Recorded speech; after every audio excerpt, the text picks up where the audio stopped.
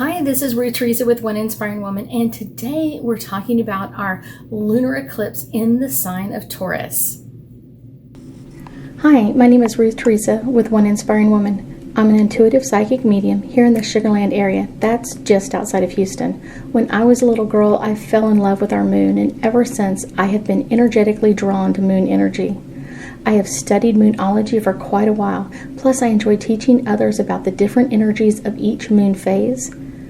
Then combining that energy with our current moon sign, and you will come away with a great understanding of how both these energies will combine to influence each of us in unusual ways. If you like my content, please subscribe, like, and share. That's right, today we're talking about our lunar eclipse. Of course, our lunar eclipse is in the full moon of Taurus. And so we've still got that Taurus energy. We still have that full moon energy.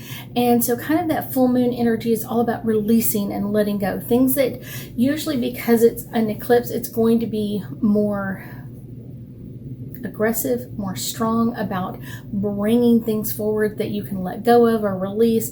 So it's kind of like, what else do you want to get rid of? Like, the trash truck is coming. What else do you want to get rid of? How else do you want to get rid of this? And kind of like, what do you want to throw at it? So kind of what else do you want to throw at this full moon lunar eclipse? And so this is going to be really interesting of how much stuff comes up, because it's not necessarily always like what you want to get rid of. Sometimes it's kind of like what's ready to come out, kind of just like it's ready to come. And then we kind of think about like that Taurus energy, and this is kind of things that have tended to increase in value. And because there's an eclipse, it could be things that are changing in value, or things that are eclipsing in value, that they may be here and then all of a sudden they're amping up, or they're here and then all of a sudden they're amping down. So things that are changing around us. And I will tell you, it also will bring out kind of an appreciation for other people. It could be an appreciation of what's going on, or an appreciation of things that have changed or taken differently. And I will tell you that, like I said, the eclipse energy kind of brings a little bit, what else is going on? And of course, being a full moon, we are all going to be in that full moon energy of let go, releasing, and kind of what else is coming out. What else do we want to put up with in this energy? And like I said, it's going to be coming forward. So our full moon occurs when our sun is in Scorpio, forms an opposition to the moon in Taurus. And really, this full moon is a culmination of a promise fulfilled, kind of, which is really started at the new moon. Kind of like there's always one that happens, and then 14 days later, the next one happens. And so this is really the other half of this eclipse time frame. So 2 weeks ago, we had our partial eclipse in Scorpio, and that came through. And then all of a sudden, here we are in Taurus energy and ready for this total lunar eclipse. And so this is going to be kind of some changes. This is going to be kind of a time of like very emotional. People will be getting emotional, just kind of one of those, the emotions are going to be like right on the surface. So anything you say could drop someone over to the other side. And this is going to be a great time for romance, a little time. There could be some eclipse babies born in 9 months, we're going to say that way, and some new relationships kind of like pushing forward.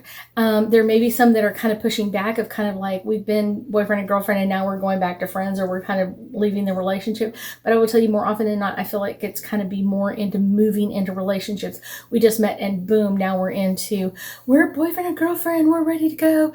We're ready to move into the next partnership for us. So one of the things that is happening is the phase of the moon occurs at 16 degrees 1 minute of Taurus, and the opposite sun sign is at 16 degrees and 1 minute of Scorpio. So this is going to be a very busy eclipse, kind of like energetically busy. We've got Mercury, we've got Venus, we've got Uranus, and the moon's nodes all in flow. And then we also have Saturn right in there, closely kind of making some changes on this. And so that may be kind of the reason why we're having so many like emotions right on our sleeves, kind of like just coming out. You may see people kind of feeling like their ego needs to be boosted up, kind of like I want a more pat on the back than what I got. And you're going to see people that have had blocks kind of like come forward to kind of like be released and let go. And I will tell you that there's going to be a lot of new thinking that comes out of this. And I would kind of really caution you because, okay, there's going to be some new thinking, and kind of the best way to put it is kind of think about what's coming through or what the information is before you're ready for action. Before you're ready to take action on all of this, make sure that you've really gotten time to think about it, kind of like allow it to settle in. What do you think you need to do? What do you think you need to deal with? That sort of thing, because it's going to make it easier than just like jumping in to all of this energy, just boom, here we go. It's going to make it a little bit easier to kind of settle in that energy first before you're ready to move forward. So this one is a little bit of an interesting one. I'm kind of like, one of the things I get is that the last time we saw this combination of the North Node in Taurus and the South Node in Scorpio for the moon, and there were eclipses, China was in a huge cover-up of the SARS virus, of kind of like, it didn't come from here, it didn't, you know what I'm saying? It's like, one of those is really interesting. I've looked up a little bit of this history, just kind of like what was going on in the news during this time frame. In 2003, we saw a lunar eclipse in Scorpio and a lunar eclipse in Taurus.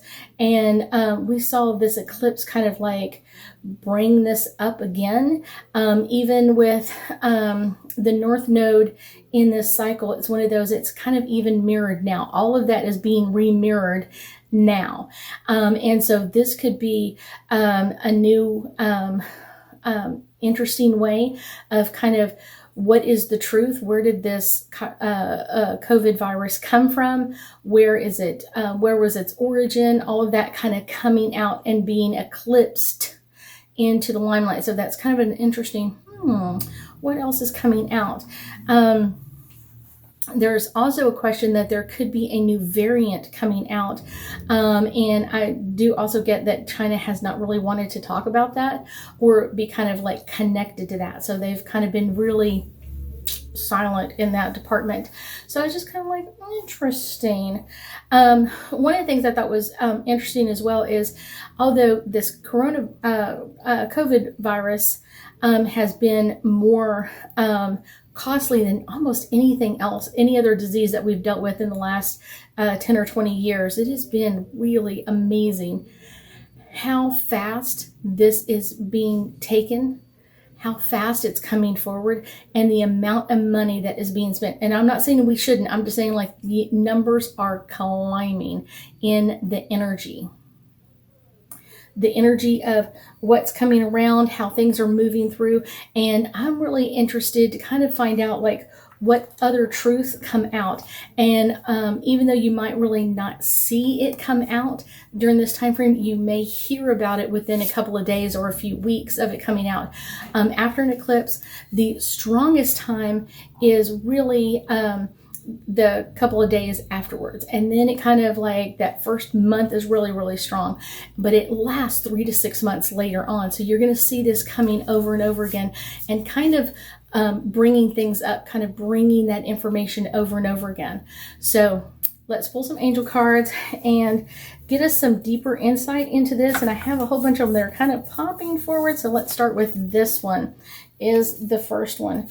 This is the 8th house, and this is the mystery. And this is what I get is like the mystery of it is we don't know what's going to be coming forward. What is the information that's going to be coming forward from this eclipse cycle?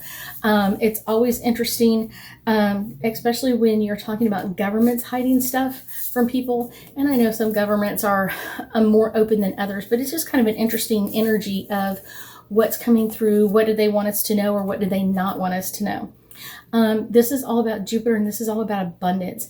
And I get this as kind of being in that kind of that abundance of romance, abundance of babies being born during this time frame, or people getting pregnant during this time frame. So this is going to be kind of 9 months later, you're going to see like a whole bunch of babies being born. So it's like, interesting.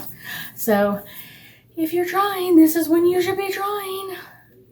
Chiron, this is all about healing. And I would say this is a very interesting energy for us, because eclipses can be healing, but they're usually not healing in like a normal way. It's kind of like a backwards way, because that's kind of what an eclipse is kind of like a backwards motion that we're not usually with us. We don't have but, 4 eclipses a year. And so it's kind of like, that's really interesting of like how this energy is coming forward.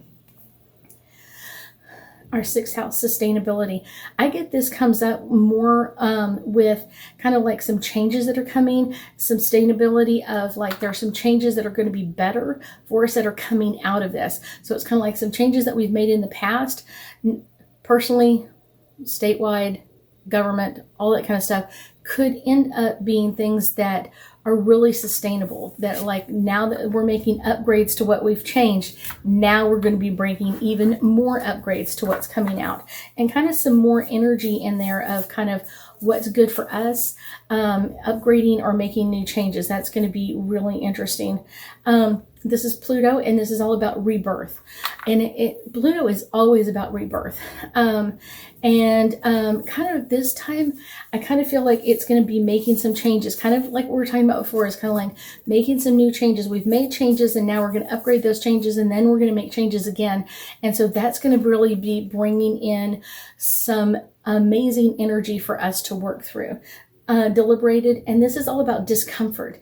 Whenever we're in discomfort, we are more likely to make changes. Whenever we're kind of like, okay, I'm not liking it here, that's when people are more likely to really want to make changes. When they really like, I don't like where I'm at, I want to change, I want to modify, that's when they're more likely to want to make changes. And this is all about progressions, and this is kind of like our journey. And progressions are kind of all about like moving forward in time and kind of seeing what's happening. The progression, kind of like where are we going in time? What's going to come out? And it's kind of like every change that you make kind of gives you a different pathway of where you could be going and what could be changing around you. So just know that there is going to be some changes coming, and some really, I would say kind of some interesting, energy in this. And I will say that's kind of what we're expecting out of this, kind of in a weird sort of way. I've talked to a couple other psychic friends of mine and kind of like, yep, there's some big changes coming in there. I get this as Indium Coeli, and this is all about the roots. And like I said, these changes are coming in from our roots, kind of like we're having to move because our roots are moving. Kind of like what we've been able to trust before is going to be eclipsing and changing and modifying and bringing in new energy. So that's kind of an interesting way. My last card I get is opposition, and this is all about confrontation. And what I get with this is there is a lot of people that are unhappy, and like I said, people change more when they're unhappy with what's going on. And I feel like there's a lot of people over the last 2 years that are unhappy with changes that we've made, changes with the government, how we've dealt with coronavirus, how we've dealt with other things, and not corona, COVID, sorry. So I think this is a really interesting one, and I do feel like there's some energy coming up in this, but I also get that there is so many people that are really ready to make some changes. And one of the things, I was talking to someone the other day, and they were like, I was saying something about, oh yeah, well, the COVID, shut down the government, shut down the states, and shut down so many things. And they're like, actually, no. And I was like, okay.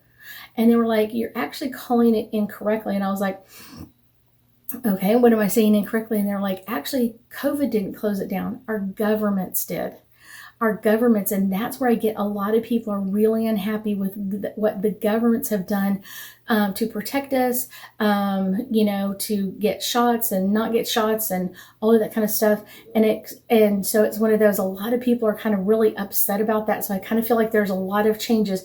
You can hear these voices from time to time, really concerned about what are the changes being made in not only in the United States, but in Germany and other countries, and how are they dealing with all of this. This is going to be the very interesting part of all of these eclipses that we're about to go through. Not only the one in October, but the one now in November. Kind of how is it going to change us, and what is going to modify or make us different. I thank you so much for joining me today, and I know that we'll be talking again soon.